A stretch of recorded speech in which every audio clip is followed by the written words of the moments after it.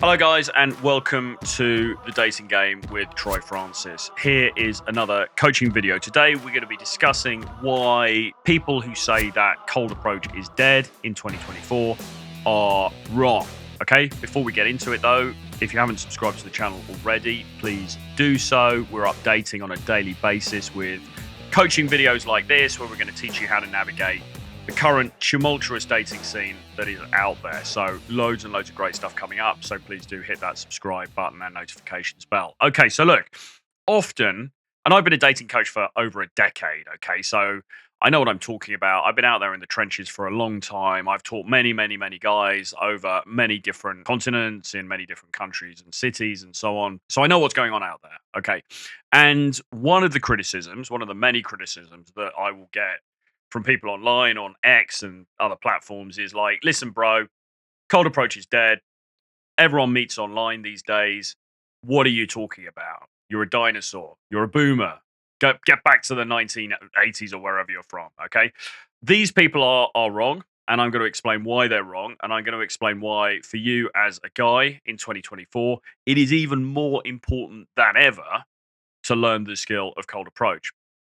Before we get into it, though, we need to define our terms here. So what is cold approach? Well, fundamentally, cold approach, it's a slightly odd term. It's not a term I particularly like, but I'm using it because it's an internet term that many people are going to be familiar with somewhat. But what it actually means is simply walking up to somebody that you don't know, walking up to a woman that you've never met before, starting a conversation with her with a view to either getting her phone number or taking her on a date there and then, or taking her on a date at some point in the future. Okay. It's basically the age old art of going up and giving a girl some riz and trying to make something happen as a result. Okay. Now, as I say, people who are naysayers will say, well, look, this is just no longer viable. Everyone meets online anyway. And it's true, because if you look at the statistics as far as certainly marriage is concerned, the majority of people, it would appear, have met their long-term partners, or like their wives or spouses or whatever, through the dating apps. And there's no denying the fact that the dating apps have become the predominant way of people meeting in the current age. That is how it is. Fundamentally, though, I don't give a damn about that. I really don't care. I don't care what the majority of people are doing. The majority of people are sitting in their basement eating Cheetos, getting fat, not exercising, doing jobs that they don't like, and slowly wasting away their miserable existences on this planet. So what the majority of people are doing is kind of irrelevant. And if anything, you want to do the opposite. Now, say that you are watching this and your dating life, you're a guy, your dating life's not where you want it to be. You might be looking for some casual encounters, a bit of fun, or you might be looking for something more serious. You might be looking for a girlfriend, or even ultimately you want to get married.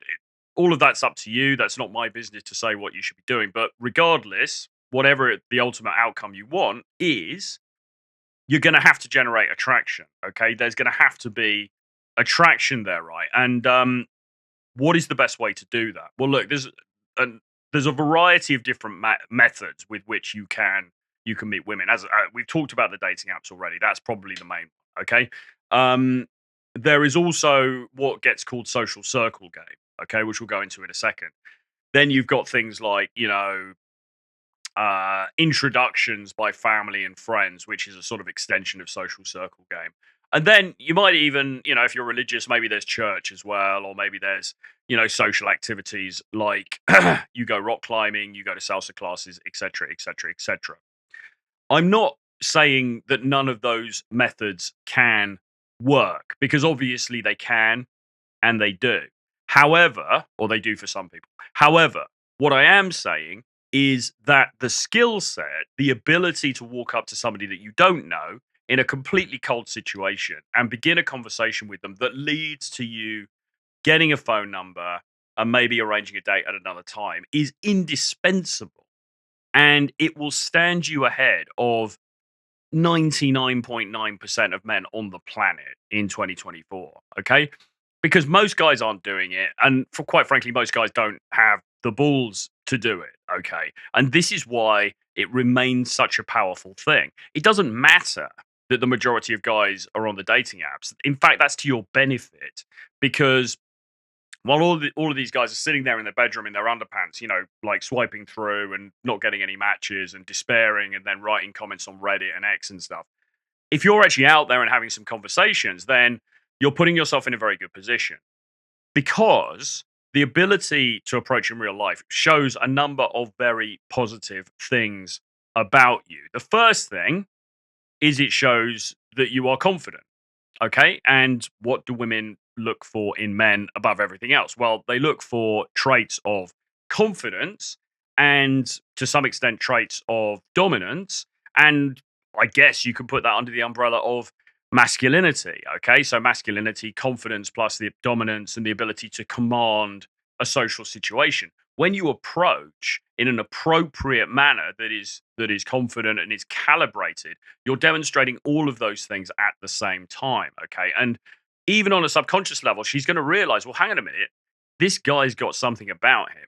Because most guys, they might look at me, but they're too scared to come up and have a conversation. Okay. This guy, he's walked straight up to me. He's introduced himself. He's been polite. He's been charming. Maybe he's been a little bit flirty. He's made me laugh. And now he's asking for my phone number. And that's great. This is exactly what I want to happen. This is exactly that movie, rom-com moment that I've been waiting for. Okay. Chris Williamson recently was talking about the stat. I think it's something like 86% of women say that they wish they were approached more. Okay. Or they wish they were approached at all. It just doesn't happen as often now. And again, you don't look at that stat and go, oh, well, it doesn't happen, so therefore it's not worth doing. You look at that stat and think, well, that's an opportunity for me, because that's going to give me standout. That's going to give me the ability to go out and tap into a market that currently isn't really being tapped into. The truth of the matter is, as well, that when you do this, in general, you get extra points, okay, added to your whatever your sexual market value, let's call it. Whatever your inherent value as a guy is, you're in many cases going to get extra points added just because you had the confidence and the balls to go and make that approach. Okay, this has happened to me multiple times. Like, for example, many years ago, I dated a girl and I saw her. She was walking down the street. It was outside a greengrocer's. For, for greengrocer fans out there, you might want to know that detail. And I just stopped her. I said, "Hey, listen, I know it's unusual. You look very cute. I wanted to come and say hello." We have a bit of a conversation, a bit of back and forth. I find out a bit about her. She's coming home from work, this and that, blah blah blah. And I say, "Look, I've got to go now, but you seem cool. How about we exchange numbers?" I take her phone number, message her later. We end up going on a date. One thing leads to another, and we're dating for a while. And she said to me, "You are not my type on paper, right? If I'd have met you on a dating app, I probably wouldn't have swiped on you. Okay, I probably wouldn't have matched with you. You are not, like, physically, I wasn't the sort of type that she would necessarily go for. But because I had the chutzpah and the balls to go up and make that approach, and the confidence and whatever other attributes that I exhibited at that point, okay, I created an opportunity that otherwise wouldn't have been there. All right. And it wasn't as well that this girl had checked me out or anything like that. I mean, that happens also. But in this instance, she hadn't seen me. She hadn't checked me out. I just went up and introduced myself. I took that opportunity and it ended up with us. I think we dated for like half a year or something, right? Off the back of that. Similarly, my girlfriend has said something very similar to me. And she said this to me a number of times. She said, basically, on paper, again, you're not really my type. You're not like, she goes for a particular type of guy, typically. And it's not necessarily me. However, because of the manner in which we met and because of the manner in which, I suppose, I dealt with her on the dates and the chemistry that I built, or the chemistry that we built between us, she got really into me. We got into a relationship. We fall in love. We have this amazing time together. Okay. So when you're meeting people in real life, you are creating opportunities for yourself that wouldn't have happened otherwise. And probably with both of those women, if I'd have met them on dating apps, well, I just wouldn't have met them. Okay. It just wouldn't have happened. Okay. So in a sense, doing cold approach, or if you want to put it in a more normal way, just meeting people in real life, it's almost like a form of social entrepreneurialism in a sense, because what you're doing is you're going out there and you're creating opportunities for yourself that otherwise wouldn't have existed. It's like, building a company. It's like making a startup, right? If I don't know, right? I mean, think of any kind of example of a company. If somebody hadn't thought of the idea of Deliveroo, it wouldn't have happened, right? Somebody thought, oh, I've got this really amazing idea. I'm going to build an app. We're going to deliver food to people's homes. It's going to be amazing. I'm going to go out there and do it. Went out there and did it, made a success of it. Okay. Um, Sometimes, and this is tangential, I suppose, as a analogy, but sometimes the market doesn't know what it's looking for until you put it in front of the market. So, for example, were people looking for an iPhone before the iPhone was invented? Well, probably not. I think Henry Ford, famously said, if you'd have asked people before the car was invented, what they needed as far as transport was concerned, they would have said, well, we need faster horses.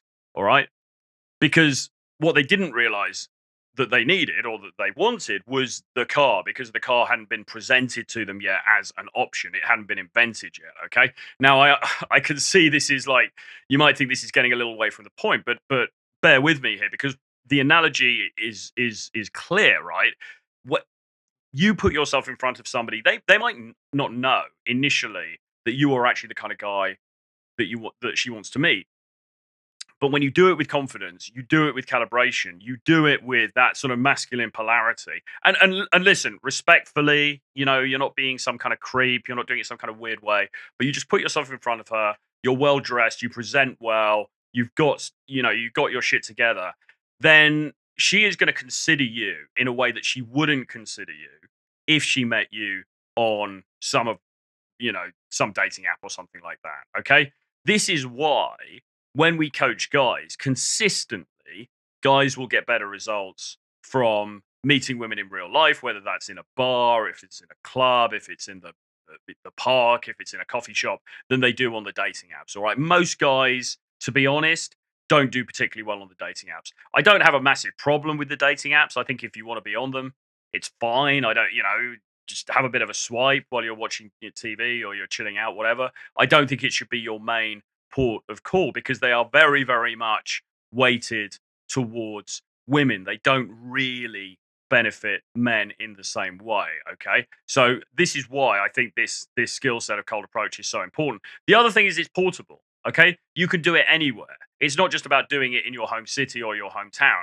You go to the airport, right? Maybe there's a cute girl in duty free, you start talking to her. It turns out you're going to the same place. You get chatting to her. You chat to someone on the plane. You're in the bar.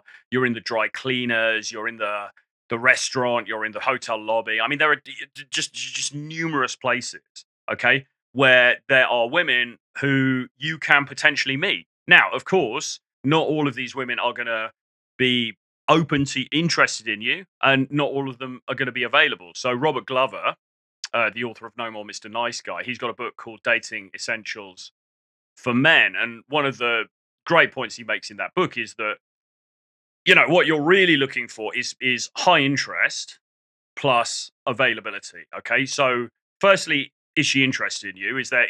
And when he divides it very simply between, there's either high interest or there's low interest. Okay. And there's no in between. Now, I think you can argue that point, but let's just take it as is for the moment. High interest. Okay, she's open to you. She's amenable. She's enjoying this conversation. She's happy. She's smiling. She's asking you questions. She's obviously liking this interaction. Okay, there's some interest there. There's something you can build on. If she's just very dismissive and she's like, "Oh, thank you, I've got a boyfriend, whatever." Okay, fine. Then just wish her a good day and move on. No problem.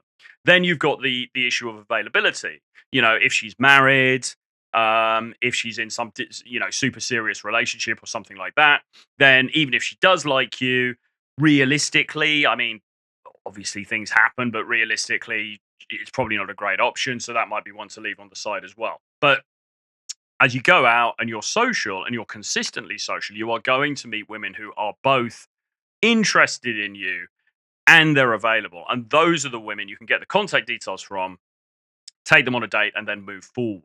Okay.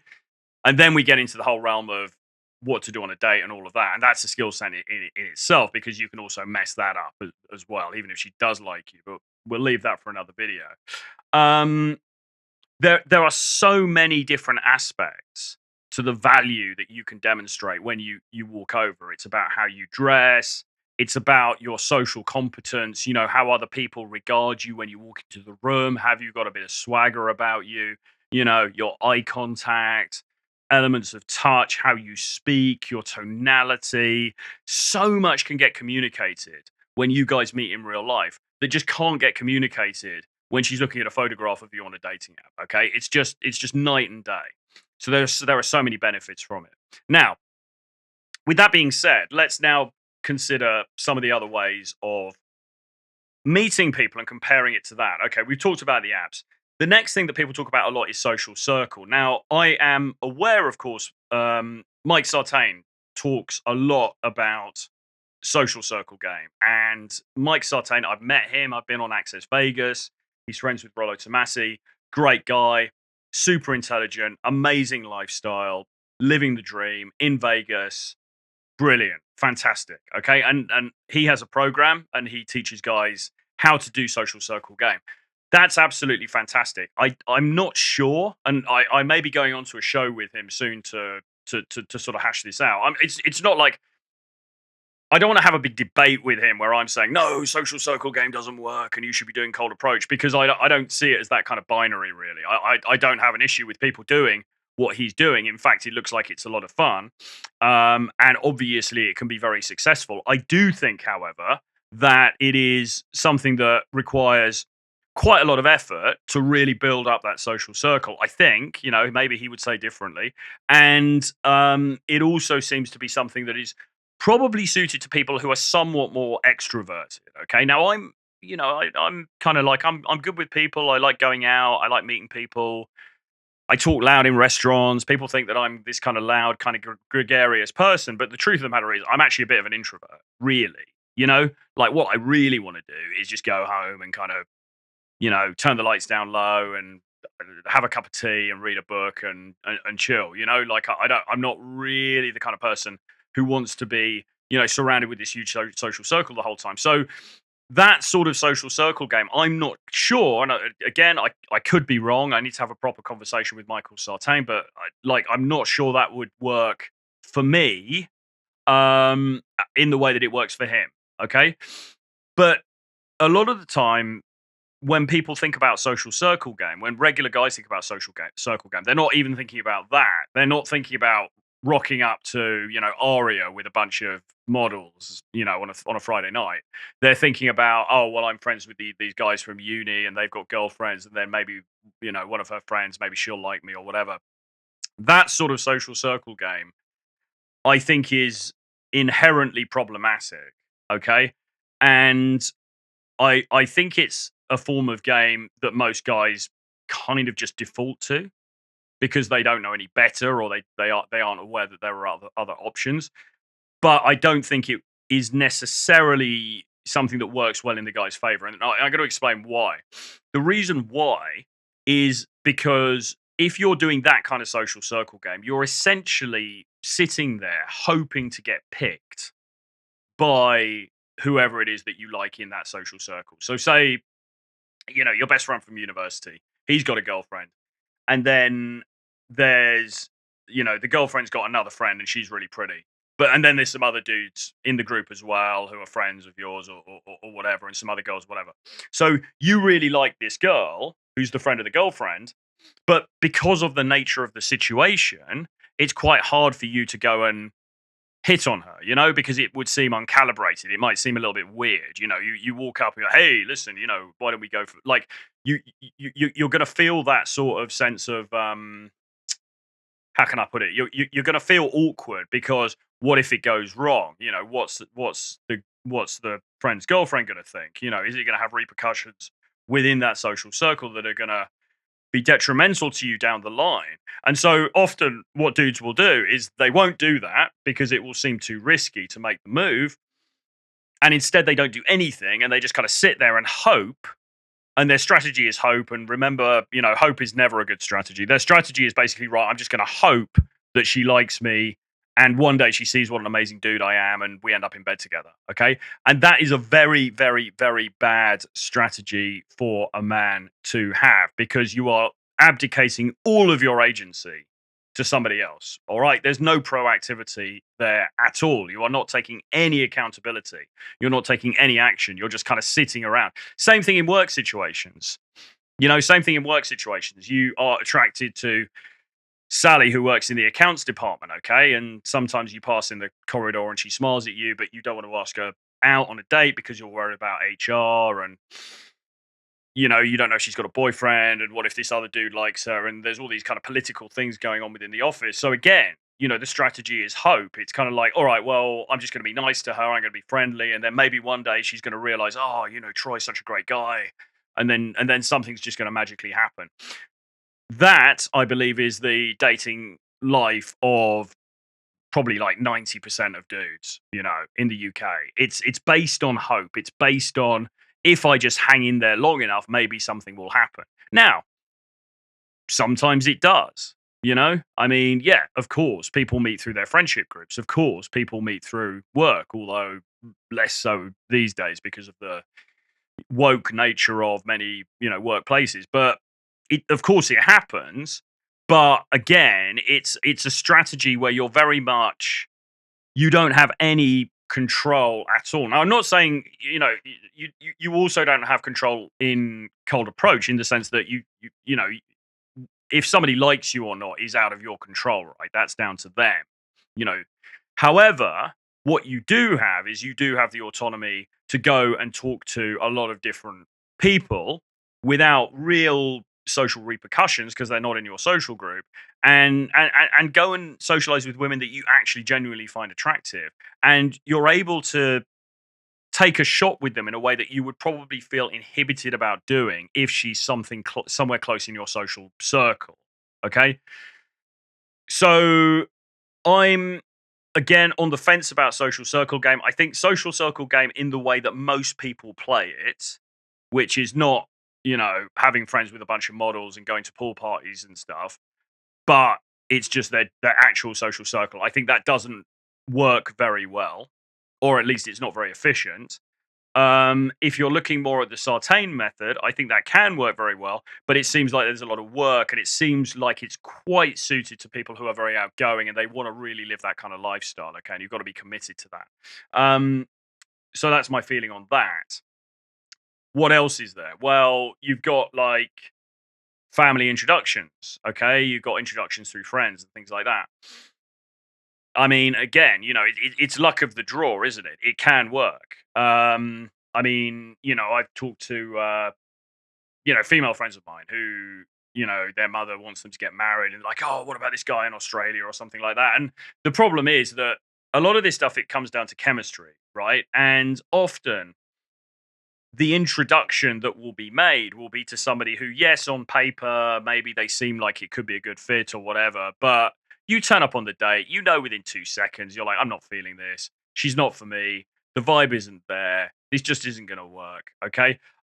Again, this is why it's so good to just be able to go and talk to people in real life, because you're going to know, firstly, you're going to know instantly if you find her somewhat attractive. Okay. And then when you go and you have that conversation, then you're going to be able to tell very quickly, okay, is there some chemistry here? Is there some vibe here? Is there some like friction here that we can work with? Is this fun, or is it kind of dull? And if it isn't, if those things aren't present, then you can just wish her a good day and move on. Okay.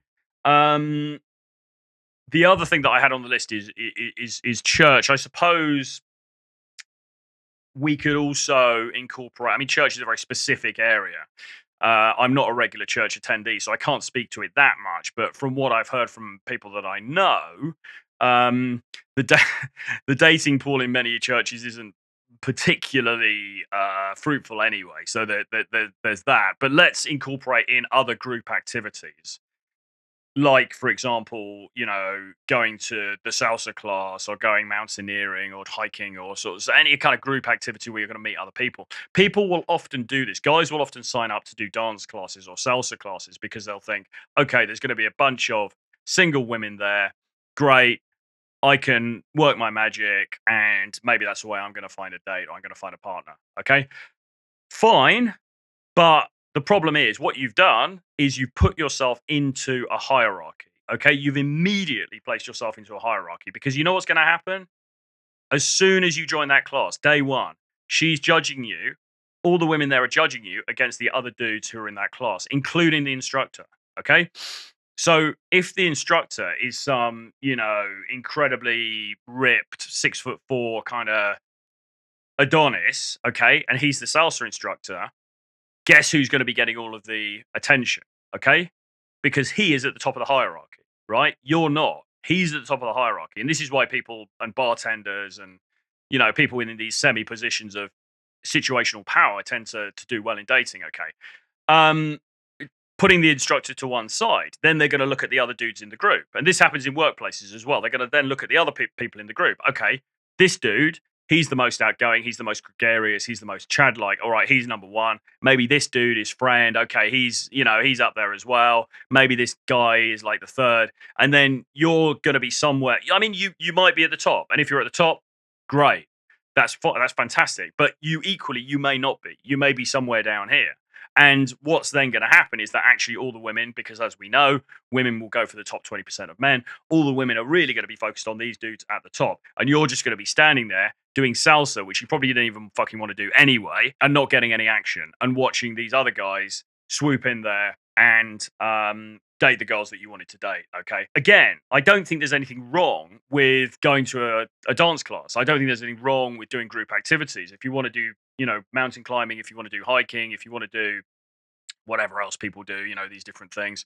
Yoga, maybe, is another one. You want to do those things, fine, but do them for yourself. Don't do them as a dating strategy. The very best dating strategy that you've got is simply getting your balls and learning how to walk up to people that you don't know and you don't have any prior connection with, and having a fucking conversation and translating that to a phone number and then messaging them and translating that to a date. Okay. That is the hack. Okay. And people will say, well, it isn't because it's 2024. People don't do that anymore. Believe me, they do. It happens all the time. Okay. You can meet people all over the world using exactly the same method. It's not difficult, but it does require some knowledge, and it requires some persistence, and it requires the ability to sometimes handle rejection, because let's face it, you're not going to win every time. So I would strongly urge you this year, if nothing else, to really work on your social skills. But bear in mind, it's not just social skills, okay? Because we talk about social skills and then guys are like, well, I get on really well with the boys at the pub, my social skills are great. That's very different to dealing with a woman that you find attractive. So you need to step up to the plate. You need to get comfortable with being uncomfortable and going and talking to women that you actually find attractive and putting yourself on the line so that, I'm not saying being crude. I'm not saying, but you're making it clear that you're there not to try and be super good friends with her or ask her for directions. You're there because you find her attractive and, you're giving her some riz. Now, that may lead to you getting rejected. Fine. Okay, better to get rejected early on than to end up in some long ass conversation with somebody that doesn't lead anywhere. But you need to be practicing this stuff. You need to be getting good at it, okay? Because as I say, it's a transferable skill. You can use it wherever you want to go, all over the world. And it supplements the apps anyway. So if you want to use the apps, fine, but it's a supplement to the apps. The quality of women that you meet through it is likely to be better. You'll have some really fucking cool stories to tell. And it just improves you as a man. All right? We are so weak in 2024 that the thought of walking up to a woman that we don't know terrifies most guys. I mean, that is it's unthinkable, isn't it? Like, that is the state of modern masculinity. Okay, so we need to break out of this. We need to man up, and we need to start being socially, okay? And look, if you need help with this, then please subscribe to this channel, because we're going to be doing a lot more content about this and specifically how you can do it. Also, you can email me, troy@realtroyfrancis.com, if you want some tailored advice. Hit notifications, and I will see you guys in the next video. Bye-bye.